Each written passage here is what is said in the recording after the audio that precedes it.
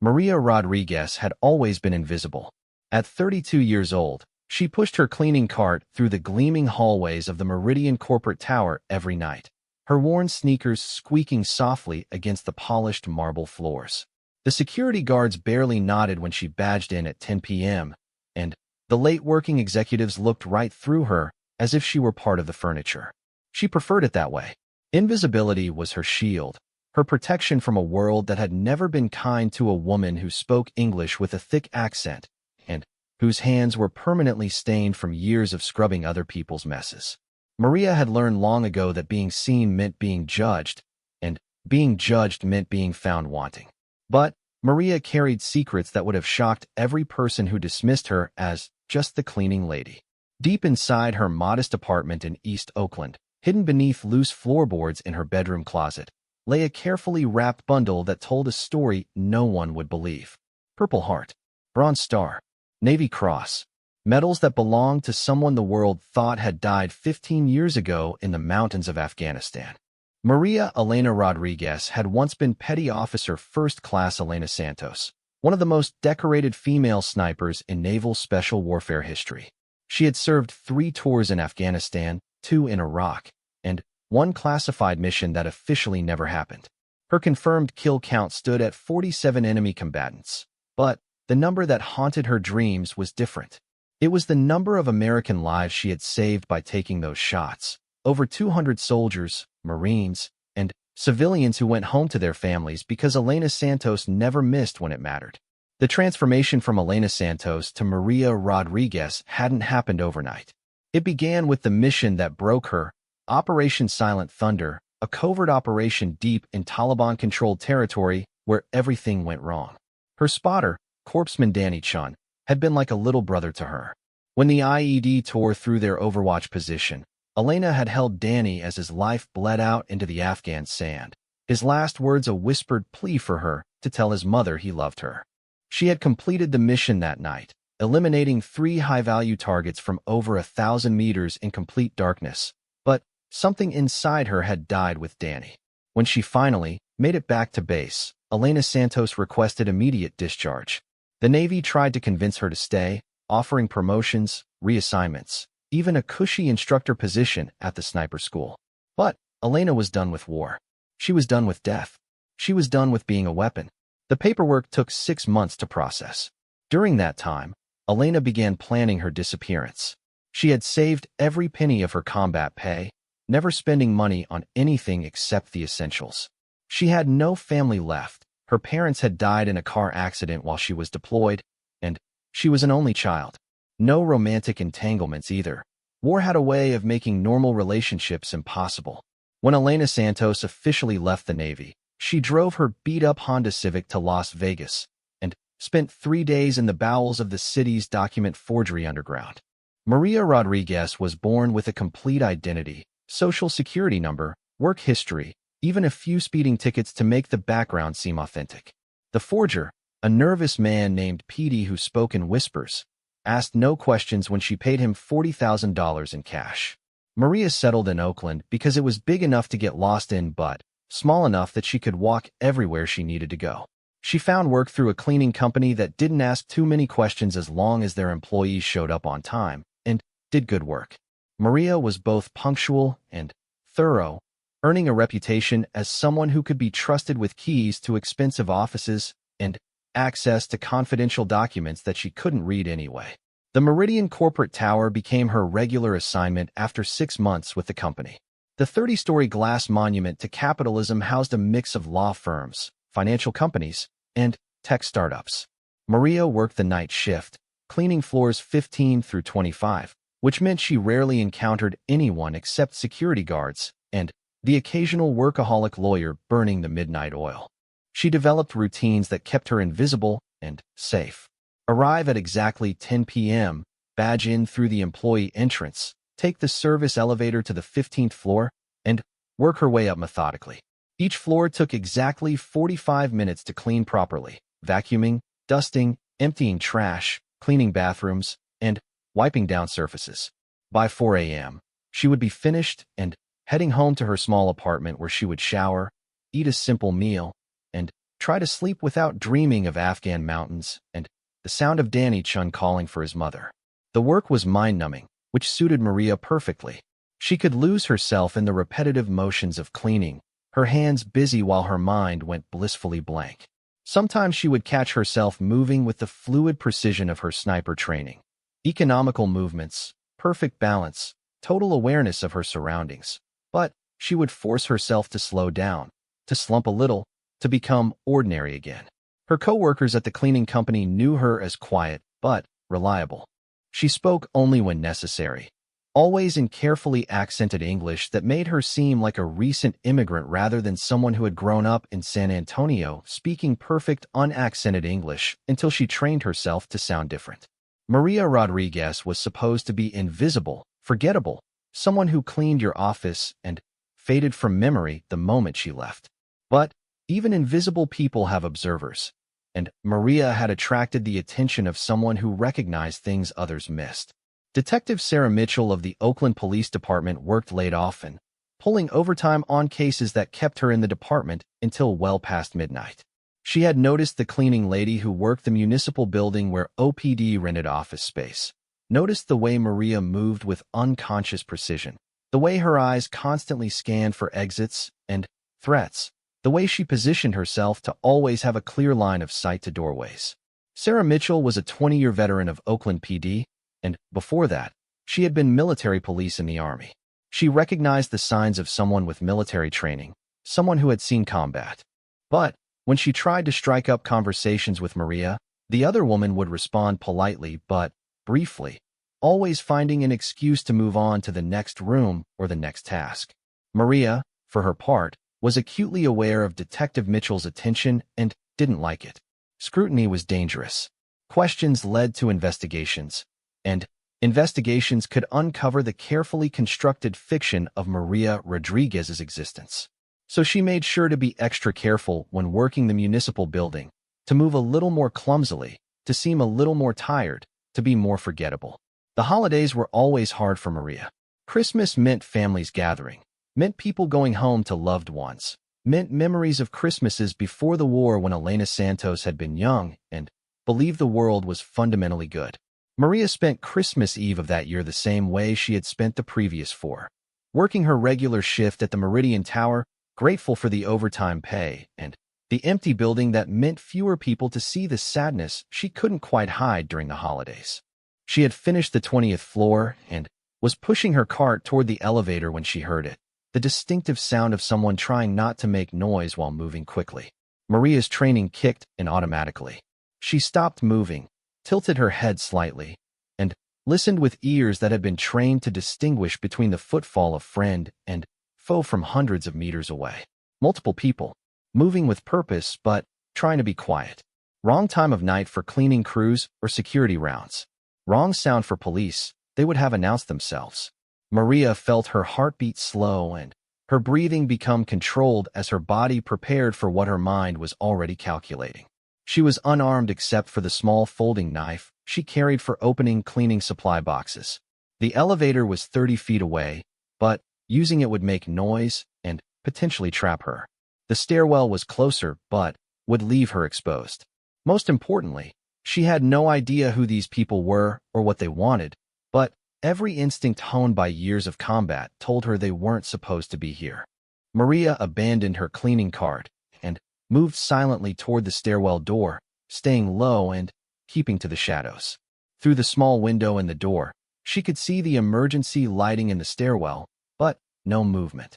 The sounds were coming from the floor above her, the 21st floor, which housed Meridian Financial Services, one of the building's most important tenants. She eased the stairwell door open just enough to slip through and began moving up the concrete steps with the silent precision that had once made her legendary among her fellow SEALs. Each footfall was placed carefully, her weight distributed to avoid any sound, her breathing controlled to make no noise. When she reached the 21st floor landing, Maria could hear voices through the door, at least 3 men speaking in low, urgent tones. She couldn't make out words, but the cadence and tone told her everything she needed to know. These weren't teenagers looking to steal computer equipment. This was professional, organized, and dangerous. Maria pressed her ear to the door and, finally, caught fragments of conversation that made her blood run cold. Cameras disabled on schedule. Vault access codes confirmed. Security guard taken care of. No witnesses. The pieces fell into place with horrifying clarity. This was a sophisticated robbery targeting Meridian Financial's client funds. And the security guard, probably Jim Morrison, the gentle 60-year-old grandfather who always asked about Maria's day and showed her pictures of his grandchildren, was already taken care of. For 15 years, Maria Rodriguez had successfully buried Elena Santos. She had promised herself that she would never again be responsible for deciding who lived and who died. She would be invisible, harmless, forgettable. She would clean offices and go home and try to find peace in a life free from violence. But as she stood in that stairwell, listening to armed criminals discuss eliminating witnesses, Maria felt Elena Santos stirring in her chest like a sleeping predator suddenly awakened. These men had hurt Jim Morrison. They were planning to hurt anyone else who got in their way. And somewhere in this building, there might be other innocent people, late-working employees, other security guards, maybe even police officers who could walk into an ambush. Elena Santos had never walked away from a fight when innocent lives were at stake. Maria Rodriguez had spent 5 years running from that part of herself. But some transformations run deeper than new names and fake identities. Maria pulled out her cell phone and sent a text message to 911, knowing it would take time for police to respond, and that they would likely assume it was a false alarm until they could verify. But at least she had started the clock ticking. Help would eventually come. The question was whether anyone would still be alive when it arrived. Maria took a deep breath and began planning. She was outnumbered, outgunned, and hadn't fired a weapon in 5 years. But she had advantages these criminals couldn't possibly know about. She knew every inch of this building, every exit, every blind spot, every place where someone could hide or take cover. She knew that the 21st floor had a construction zone where they were renovating the conference rooms, which meant there would be tools, materials, and ways to move between rooms without using the main hallways. Most importantly, she had 15 years of muscle memory that never truly forgot how to hunt human predators in the dark. Elena Santos had never missed when it mattered most. Tonight, Maria Rodriguez would find out if that was still true. Maria slipped back down to the 20th floor, moving through the familiar office space with new purpose. Everything looked different now through the eyes of Elena Santos. Not furniture and decorations, but cover and concealment, fields of fire and approach routes. The comfortable invisibility she had worn for 5 years fell away like an old coat, replaced by the predatory awareness that had once made her the most feared sniper in her unit. The first priority was intelligence gathering. Maria needed to know exactly how many hostiles she was facing, what weapons they carried, and what their objectives were. She also needed to find Jim Morrison and determine if he was still alive. The security office was located on the ground floor, but the building's internal security system had monitoring stations on every 5th floor. Maria made her way to the monitoring station tucked into a utility closet near the elevators. The door was locked, but Maria had master keys for maintenance access. Inside, 3 small screens showed feeds from security cameras throughout the building. Most of the screens were dark. The criminals had been thorough in disabling the surveillance system. But they had missed the camera in the parking garage, probably because it was on a separate system managed by the building's parking contractor. On that single working monitor, Maria could see a dark van parked near the employee entrance. 2 figures stood beside it, both carrying what looked like assault rifles. Professional weapons, professional posture, professional discipline. These weren't street criminals who had gotten lucky with an inside tip. This was a military-style operation. Maria used her phone to take pictures of the screen, then moved to check the stairwell camera feeds. All black. Whatever they had done to disable the security system, it was comprehensive and sophisticated. But their thoroughness revealed something important. They had planned this operation for weeks or months, which meant they had inside information about the building's security protocols, camera positions, and guard schedules. Someone had sold out Meridian Financial Services, and probably Jim Morrison along with it. Maria left the monitoring station and headed for the service elevator. She needed to reach the ground floor to check on Jim, but She also needed to avoid the main elevators that these criminals might be monitoring or controlling. The service elevator was older, slower, and required a maintenance key to operate. More importantly, it didn't announce its movement with the soft chimes that regular elevators made. As the service elevator descended slowly through the building's core, Maria used the time to inventory her resources. She had her maintenance keys, her cell phone, her small folding knife, and intimate knowledge of the building's layout. Against professional criminals with military weapons and training, it wasn't much. But Elena Santos had once held off an entire Taliban squad for 6 hours with nothing but a rifle, 200 rounds of ammunition, and her spotter watching her back. The key wasn't having overwhelming firepower. It was using superior positioning, patience, and precision to make every shot count. The elevator reached the ground floor with a soft mechanical sigh. Maria checked her phone. No response yet to her 911 text, which wasn't surprising. Text messages to emergency services often took longer to process than voice calls, and dispatchers were trained to be skeptical of vague reports about suspicious activity in office buildings. She would have to assume she was on her own for at least another 30 minutes. Maria eased the elevator doors open just enough to peer into the ground floor hallway. The building's lobby was visible through glass doors at the far end of the corridor, dimly lit by streetlights from outside. She could see no movement, but that didn't mean the area was clear. Professional operators knew how to remain invisible until they needed to move. The security office was located near the building's main entrance, designed so that Jim Morrison could monitor everyone entering and leaving the building. Maria approached it by moving through the building's interior corridors, staying away from any lines of sight to the lobby or the parking garage entrance.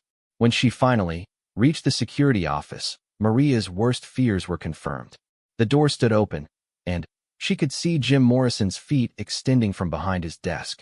He was lying motionless on the floor, and even from the doorway, Maria could see the pool of blood beneath his head.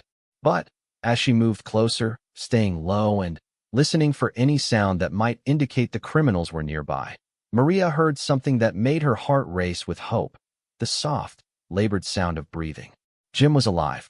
Maria crawled to where Jim lay behind his desk and quickly assessed his injuries. He had been struck in the head with something heavy, probably a pistol butt or the stock of a rifle. There was a lot of blood, but head wounds always bled heavily. More importantly, his pupils responded to her penlight, and his breathing was steady. He was unconscious, but not dying. Maria used Jim's jacket to create a pressure bandage for his head wound, then positioned him in the recovery position to keep his airway clear. She couldn't move him to safety. He was too heavy for her to carry, and moving him might worsen his injuries. But she could make sure he wouldn't die from his wounds while she dealt with the criminals who had hurt him. As she worked on Jim's injuries, Maria noticed something that made her tactical situation much more interesting. Jim's service weapon was missing from his holster, but the backup pistol in his ankle holster was still there, a snub-nosed .38 revolver that the criminals hadn't thought to check for. Maria took the weapon, checked the cylinder, and found 5 rounds loaded. 5 shots, against at least 3 armed professionals. It would have to be enough. Maria also found Jim's radio, which was set to the building's internal security frequency. She turned the volume down to barely audible and clipped it to her cleaning uniform. If the criminals were using the security radio system to coordinate their movements, she would at least have warning when they were coming. Before leaving the security office, Maria used Jim's computer to pull up the building's floor plans. Meridian Financial Services occupied the entire 21st floor, which contained their offices, client meeting rooms, and, most importantly, the secure vault where they stored physical documents and backup data drives for their highest-paying clients. The vault was located in the center of the floor, surrounded by conference rooms and executive offices. If this was a robbery targeting client funds, the criminals would need to access both the digital accounts through the company's computer systems and the physical backup materials in the vault. That meant they needed time to crack security systems and download files, which explained why they had chosen Christmas Eve night when the building would be mostly empty. Maria studied the floor plan and began formulating a strategy. The 21st floor had been under renovation for the past month, with construction crews updating the conference rooms and executive offices. That construction zone would provide cover, concealment, and possibly improvised weapons. More importantly, the renovation work had required temporary removal of some interior walls, creating sight lines and movement routes that wouldn't exist under normal circumstances. Elena Santos began to see possibilities that Maria Rodriguez never would have considered. But first, she needed to know exactly what she was facing. Maria made her way to the service stairwell and began climbing toward the 21st floor, moving with the silent precision that had once made her legendary. Every sense was heightened, every nerve ending alive with the familiar cocktail of fear and excitement that came with hunting dangerous prey. As she climbed, Maria's radio crackled with soft transmissions that confirmed her worst fears about the sophistication of this operation. Alpha Team, status report. Vault access still in progress. Need another 20 minutes minimum. Copy. Bravo Team, perimeter status. All clear. No movement in the parking structure or surrounding streets. Charlie Team. Computer system secured. Beginning data download now. Estimated completion in 30 minutes. 3 teams. Professional communication protocols. Coordinated timing. This wasn't a simple robbery. It was a precisely planned operation targeting specific information and assets. Maria realized that whoever was behind this heist had detailed knowledge of Meridian financial security systems, client information, and operational procedures. This was an inside job with outside muscle. When Maria reached the 21st floor, she spent several minutes listening at the stairwell door before easing it open. The hallway beyond was dimly lit by emergency lighting, and she could see the soft glow of flashlights and computer screens coming from the Meridian financial offices at the far end of the corridor. Maria slipped into the hallway and immediately moved toward the construction zone. The renovation work had left this section of the floor looking like a war zone.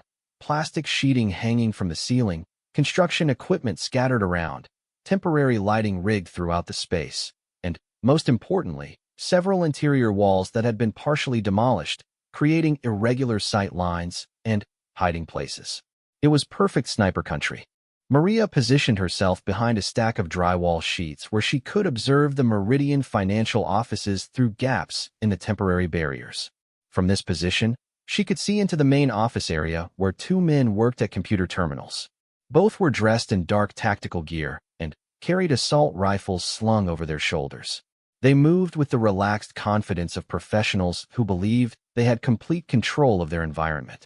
Near the vault entrance, a third man worked with what looked like specialized electronic equipment, probably tools for bypassing the vault's security systems. He was older than the other two, with graying hair and the measured movements of someone with extensive experience in this kind of work. Maria counted 3 targets in visual range, but the radio traffic had indicated at least 3 teams. That meant there were probably 6 to 9 criminals total, with the others positioned as lookouts or handling perimeter security. With 5 rounds in Jim's backup pistol, Maria would have to make every shot count. But, more than that, she would have to choose her targets carefully to create maximum disruption of their operation while giving herself the best chance of survival. Elena Santos had learned in Afghanistan that sometimes the most effective way to defeat a superior force was not to engage in a direct firefight, but to create chaos and confusion that would force the enemy to react to threats they couldn't see or understand. Ghost tactics, striking without warning, disappearing before retaliation, and making the enemy afraid of shadows. Maria began moving through the construction zone, using the demolished walls and hanging plastic sheeting to mask her movements. She was looking for the perfect position, somewhere with clear sight lines to critical targets, multiple escape routes, and enough concealment to disappear after taking her shots. She found it in what had once been the corner conference room. The exterior wall was floor-to-ceiling windows that provided natural light during the day, but the interior walls had been stripped down to the studs, creating an irregular forest of vertical supports and hanging debris. From a position near the windows, Maria could see most of the Meridian financial office area, while remaining completely invisible to anyone inside. More importantly, the conference room connected to 3 different escape routes: the main hallway, a secondary corridor that led to the executive offices, and a maintenance passage that connected to the building's HVAC systems. Maria settled into her sniper position with movements that were automatic after years of training and combat experience. She cleared her field of fire, identified her primary and secondary targets, calculated ranges and angles, and prepared for the controlled breathing that would allow her to place precise shots under extreme stress. Through the scope of memory and experience, Maria could see Danny Chun nodding his approval from whatever place spotters go when their war is over. She could hear his voice whispering the wind calls and range estimates that had once made them the most effective sniper team in naval special warfare. Elena Santos had never missed when innocent lives hung in the balance. Tonight, she would find out if 15 years of trying to forget had dulled the skills that had once made her legendary. Maria raised Jim Morrison's backup pistol, controlled her breathing, and prepared to hunt. Maria held her position for nearly 10 minutes, watching and learning. The three men in the office area had fallen into a routine that revealed important details about their operation and their vulnerabilities. The two working at the computers were focused entirely on their screens, downloading files, and transferring data with the single-minded concentration of specialists doing technical work. The older man at the vault had made progress with his electronic tools. Maria could see that the heavy steel door now stood partially open. But it was what she heard through Jim Morrison's radio that told her the complete picture of what she was facing. The radio chatter revealed a fourth team positioned on the building's roof, monitoring police frequencies and watching for any signs that their operation had been detected. The perimeter teams reported regular check-ins, confirming that the surrounding streets remained clear of law enforcement. These criminals had planned for every contingency except one. They had never considered that the building's cleaning lady might be a decorated Navy SEAL sniper with more confirmed kills than anyone currently serving in naval special warfare. Maria's tactical assessment was cold and precise.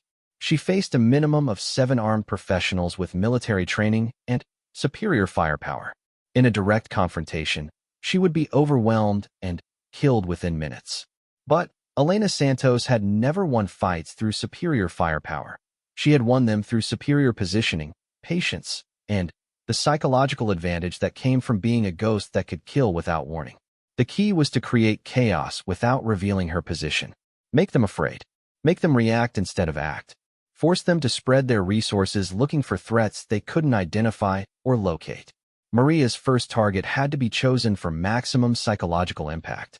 The older man at the vault was clearly the technical specialist, probably the only one who could actually access the secured materials they were after. Taking him out would cripple their primary mission objective.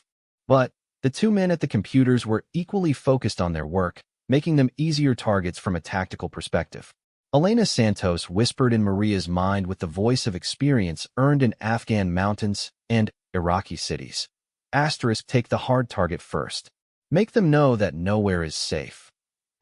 Maria shifted her position slightly, bringing Jim Morrison's backup pistol to bear on the vault specialist.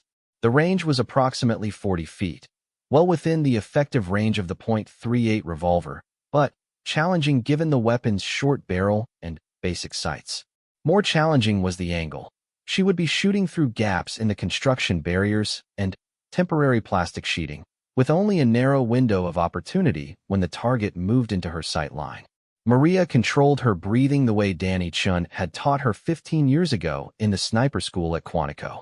In through the nose, hold for 3 seconds, let half of it out, hold the rest, squeeze the trigger on the natural pause between heartbeats. The fundamentals of marksmanship never changed, whether the weapon was a .50 caliber sniper rifle or a .38 revolver borrowed from an injured security guard. The vault specialist moved into her sight picture, and Maria took the shot. The .38 revolver barked once, surprisingly loud in the confined space of the office building. Through the gap in the barriers, Maria saw the vault specialist spin and fall, clutching his shoulder. Not a kill shot, but enough to take him out of the fight and cripple their vault access operation. The reaction was immediate and exactly what Elena Santos had expected. Both men at the computers dove for cover, shouting warnings into their radios and trying to identify where the shot had come from. Their professional discipline held. Instead of spraying bullets randomly, they took defensive positions and called for backup from their perimeter teams. But they were looking for the wrong kind of threat. Their training and experience told them to expect either police assault teams coming through doors and windows or rival criminals trying to hijack their operation. They weren't prepared for a single shooter positioned in their blind spot, someone who could disappear after taking one precisely placed shot. Maria was already moving. She slipped out of the conference room through the maintenance passage she had identified earlier, crawling through the building's HVAC ducting to emerge in the executive office area on the opposite side of the floor. From her new position, she could hear the criminals' radio traffic as they tried to coordinate a response to an attack they didn't understand. Contact. Single shot. Unknown position. Alpha 3 is down. Bravo team responding to your location. Charlie team, maintain perimeter. Watch for police response. Roof team, any movement outside? Negative. All clear on perimeter. Where did that shot come from? The confusion in their voices told Maria that her first shot had achieved its primary objective. She had made them afraid. Professional criminals relied on controlling their environment, knowing where threats were coming from, and maintaining the initiative. Maria had just shattered their sense of control by demonstrating that someone in the building could hurt them without being detected. Through the radio chatter, Maria learned that the two perimeter teams were abandoning their posts to respond to this sniper attack in the office area. This was exactly what she had hoped for. By concentrating their forces to hunt for her, they were weakening their overall security posture and creating opportunities for police to respond when they finally arrived. But Maria also knew that she now had roughly 8 minutes before the building would be crawling with angry criminals looking for whoever had shot their vault specialist. She needed to use that time to maximum advantage. Maria's second shot needed to serve a different tactical purpose. While the first had been about creating fear and confusion, the second needed to degrade their operational capability even further. The computer specialists were downloading sensitive financial data, probably account information and access codes for their clients' funds. Stopping that data theft was as important as protecting the physical materials in the vault. Maria positioned herself in what had been the executive break room, now gutted for renovation. Through a hole in the wall where they had removed outdated electrical wiring, she could see one of the computer specialists hunched over his terminal, frantically trying to complete his data download while his partner provided security. This shot would be more challenging than the first. The target was partially concealed behind his computer monitor, the angle required shooting through multiple barriers, and the lighting was uneven. But Elena Santos had once eliminated a Taliban commander from 800 meters in the middle of a sandstorm, adjusting for wind, elevation, and the movement of his bodyguards. 40 feet through some construction debris was nothing. Maria settled into her shooting position and controlled her breathing. The computer specialist moved slightly, exposing his torso as he reached across his workstation to connect an external hard drive. Maria squeezed the trigger on the natural pause between heartbeats. The second shot struck the computer specialist's center mass, spinning him away from his workstation and sending him crashing into a filing cabinet. The computer monitor sparked and went dark as it was struck by ricocheting debris, and Maria could see that the external hard drive had been knocked to the floor, its USB cable torn loose. 2 shots, 2 targets neutralized. 3 rounds remaining. The response to the second shot was immediate and much more aggressive. The remaining computer specialist opened fire with his assault rifle, spraying bullets in the general direction where he thought the shot had originated. His shots were wild and undisciplined, but dangerous nonetheless. High-velocity rifle rounds punched through drywall and temporary barriers like paper, filling the air with dust and debris. Maria was already moving again, this time heading for the building's central stairwell. Her plan was to reach a higher floor where she could observe the criminal's response and plan her next move. But as she approached the stairwell door, her stolen radio crackled with transmissions that changed everything. All teams. We've got police units responding. Multiple cars, at least 6 minutes out. Abort mission. Repeat, abort mission. Negative. We're too close to completion. Charlie team, get that vault cleared now. Alpha 2 is dead. Alpha 3 needs medical attention. We've got a professional shooter in here somewhere. Bravo teams, sweep and clear. Find that sniper. Roof team, prepare for immediate extraction. Maria realized that the criminals were splitting into 2 factions. Some wanted to abort the mission and escape before police arrived, while others wanted to complete the vault robbery despite the unexpected resistance. This kind of disagreement under stress was exactly what Elena Santos had learned to exploit in combat situations. But Maria also realized that she had a more immediate problem. The radio traffic indicated that both perimeter teams were now inside the building, conducting a systematic search for her position. They would be moving with military precision, clearing rooms methodically and coordinating their search pattern to prevent her from slipping between them. Maria had perhaps 3 minutes before they found her, and only 3 rounds left in Jim Morrison's backup pistol. She couldn't win a sustained firefight against multiple assault rifle-armed opponents, but she might be able to complete her mission of protecting the vault and the innocent people in the building. The key was choosing her final 3 shots for maximum impact. Through the stairwell door window, Maria could see flashlight beams moving in the hallway as the search teams approached her position. She moved up 1 flight of stairs to the 22nd floor, which was completely dark and unoccupied. From there, she could observe the search pattern and plan her counterattack. The criminals were good, but they were making one critical mistake. They were searching for a conventional threat. Their movement patterns and clearing techniques were designed to locate and eliminate another professional criminal or a police officer, someone who would be armed with similar weapons and using standard tactical doctrine. They weren't prepared for Elena Santos, who had learned her deadliest skills fighting guerrilla fighters in the mountains of Afghanistan. Maria didn't need to clear rooms or hold defensive positions. She needed to be a ghost that could kill and disappear, always striking where the enemy was weakest and vanishing before retaliation was possible. From her observation position on the 22nd floor, Maria watched the search team's flashlight beams and listened to their radio coordination. She began to see the pattern they were following, the sequence of rooms they were clearing, the timing of their movements. Most importantly, she identified the moment of maximum vulnerability, the 15 seconds when one team would be transitioning between rooms while the other was focused on clearing a specific area. Maria made her decision. Instead of running from the search teams, she would ambush them. She moved back down to the 21st floor, using her intimate knowledge of the construction zone to position herself in the shadows where the temporary barriers created a perfect blind spot. The search team would pass directly through her field of fire, and their flashlights would destroy their night vision while illuminating them perfectly for her shots. Elena Santos had used this exact tactic against Taliban fighters who thought they were hunting a wounded American sniper through a cave complex. They had found her, but not in the way they expected. Maria settled into her final shooting position and prepared to discover whether 15 years of cleaning offices had cost Elena Santos the deadly skills that had once made her legendary. The search team approached Maria's position with textbook precision, their flashlight beams cutting through the darkness as they systematically cleared each section of the construction zone. Maria could hear their controlled breathing, the soft scrape of tactical gear against debris, the whispered communications that kept them coordinated in the dark. They were good, professional, experienced.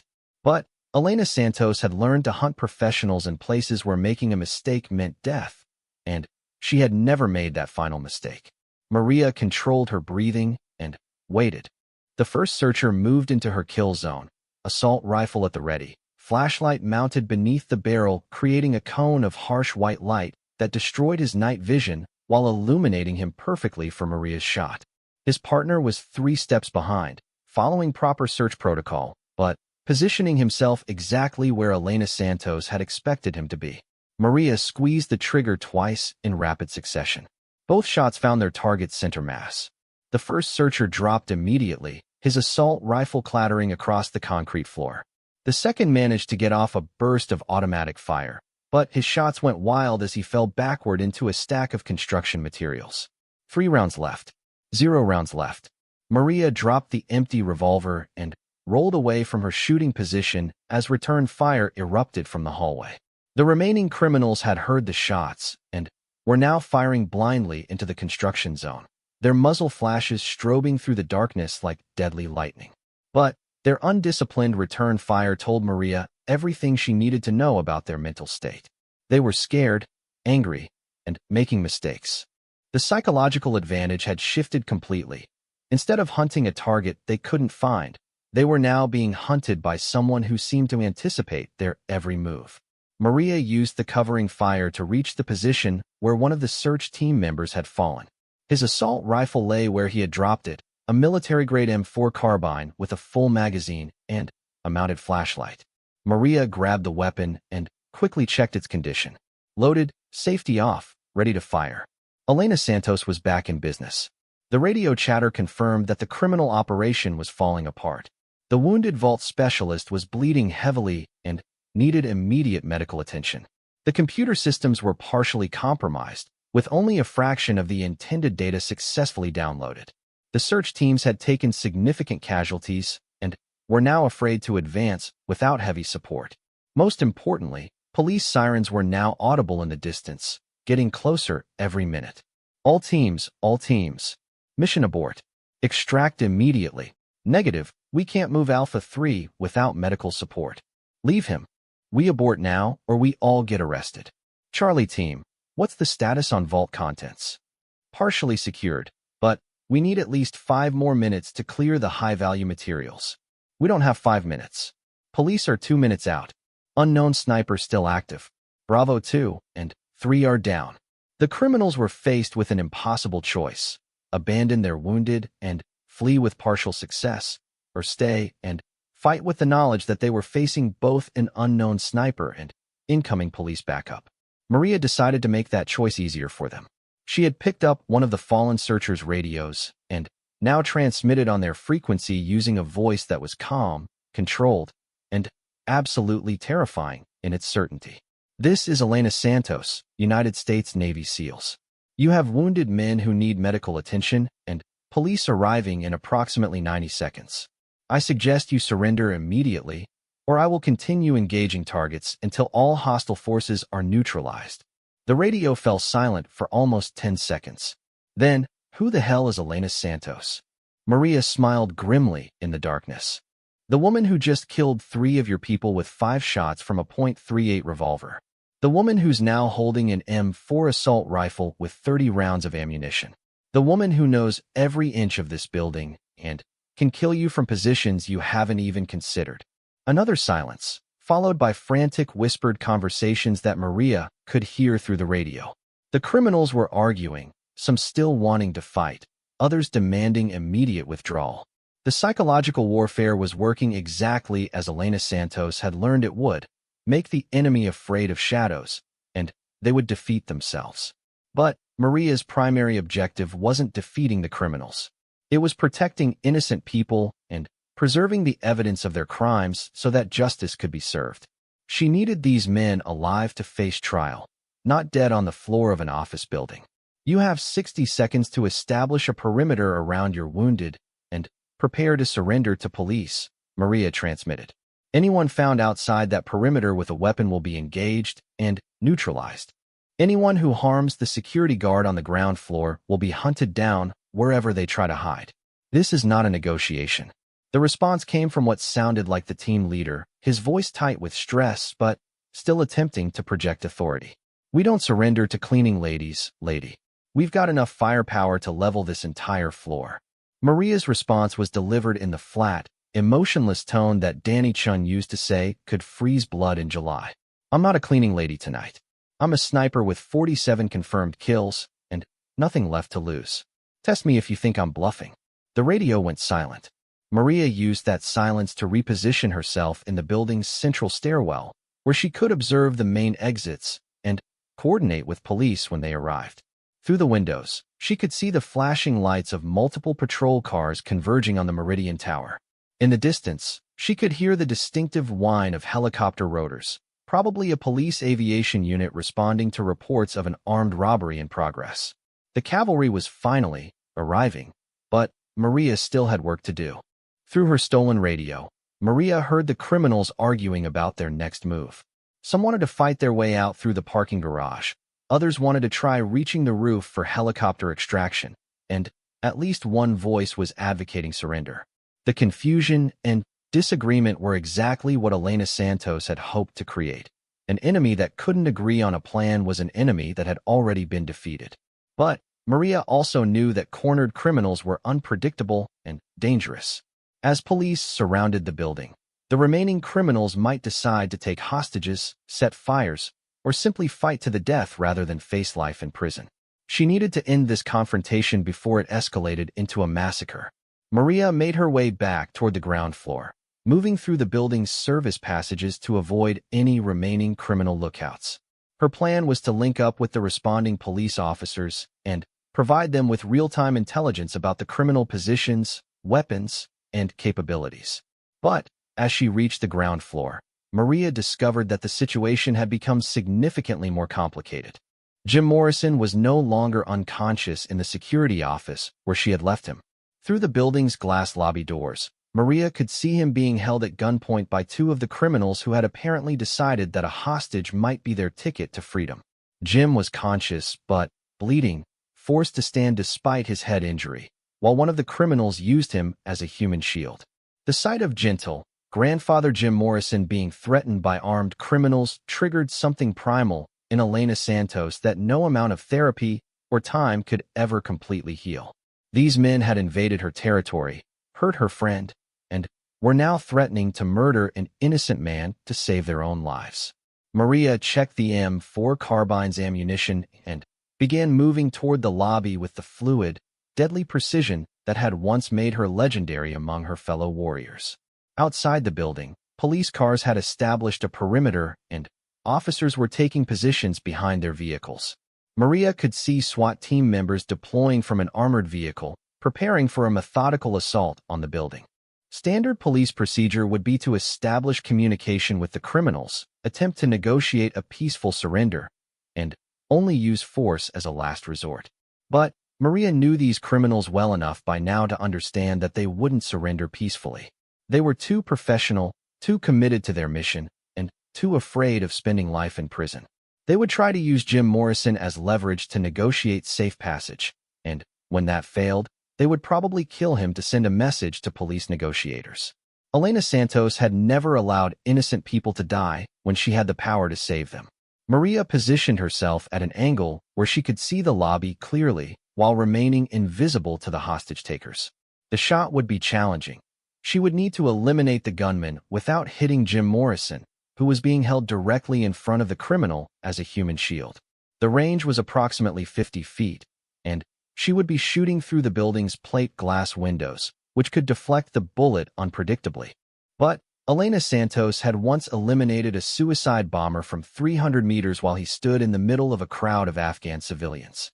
She had put a .50 caliber bullet through a window no larger than a dinner plate to take out a sniper who was targeting a school full of children. 50 feet through plate glass with a clear sight picture was actually one of the easier shots she had ever taken. Maria settled into her final shooting position and controlled her breathing. Through her scope of experience and memory, she could see Danny Chun nodding his approval, whispering wind corrections, and encouragement the way he had during their final mission together. The criminal holding Jim Morrison was scanning the street for police snipers, completely unaware that death was watching him from inside the building he thought he controlled. He pressed his pistol against Jim's head and shouted something at the police officers, probably demands for safe passage or transportation. Maria squeezed the trigger on the natural pause between heartbeats. The plate glass window exploded in a shower of crystal fragments as the M4's high-velocity round passed through it.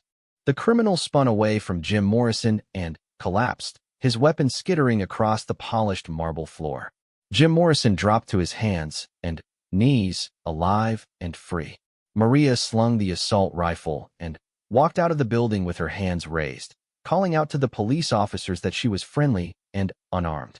Behind her, the Meridian Tower stood silent except for the sound of sirens and the voices of criminals surrendering to SWAT teams who were finally free to move in without fear of civilian casualties. As police officers secured the scene and paramedics rushed to treat Jim Morrison's injuries, Detective Sarah Mitchell approached Maria with a knowing look in her eyes. "So," Detective Mitchell said quietly, "I guess we finally get to have that conversation about your military background." Maria looked at the detective who had recognized something in her months ago, something that all the cleaning uniforms and false identities in the world couldn't completely hide. "My name is Maria Rodriguez," she said simply. "I clean office buildings." Detective Mitchell smiled. Tonight, Maria Rodriguez saved a lot of lives. But I have a feeling that Elena Santos has some stories to tell when she's ready. Maria nodded, watching as paramedics loaded Jim Morrison into an ambulance. He was conscious and talking, demanding to know if that nice cleaning lady was okay. He would recover completely from his injuries and return to work within a month, but he would never again think of Maria as invisible. Maybe, Maria said, but not tonight. Tonight, I just want to go home and try to sleep without dreaming of Afghanistan. Detective Mitchell handed Maria a business card. When you're ready to talk about who you really are and what you've been through, call me. The Oakland Police Department could use someone with your skills. And Elena Santos deserves better than spending her life invisible. As the sun rose over Oakland on Christmas morning, Maria Rodriguez walked home to her small apartment, leaving behind the Meridian Tower and the men who would spend the rest of their lives in prison for underestimating a woman they thought was just a cleaning lady. In her apartment, Maria carefully rewrapped the medals that told the story of Elena Santos and placed them back beneath the loose floorboards in her bedroom closet. Someday, she might be ready to be Elena Santos again. Someday, she might be ready to stop being invisible. But not today. Today, Maria Rodriguez had work to do, offices to clean, and a life to rebuild. After all, someone had to keep the world clean and safe, even if no one ever saw them doing it.